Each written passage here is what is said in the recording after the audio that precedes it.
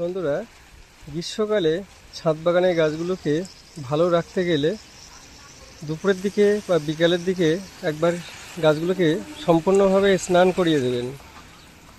সুন্দর করে জলে ভিজিয়ে স্নান করিয়ে দেবেন। দেখবেন গাছগুলো খুব ভালো থাকবে, পাতা পড়ার সমস্যা আসবে না।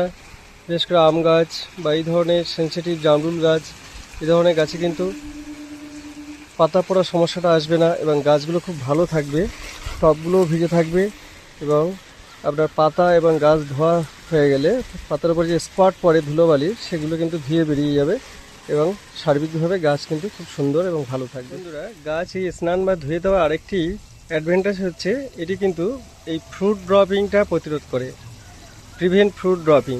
গাছে যে ফলগুলো গুটি বেঁধেছে এবং মার্বেল দানার মতো হয়েছে বা মটর দানার মতো, জল দিয়ে ধুয়ে দেওয়ার ফলে এগুলো ফ্রেশ থাকে এবং যে পোকামাকড় কীটপতঙ্গ যেগুলো গাছের ওই ফলের বোটার গোড়ায় থাকে, সেগুলো কিন্তু ধুয়ে বেরিয়ে যায় এবং ফলটাকে রক্ষা করে। দেখুন, এই গাছটিতে অনেকগুলো ফল সেট হয়েছে।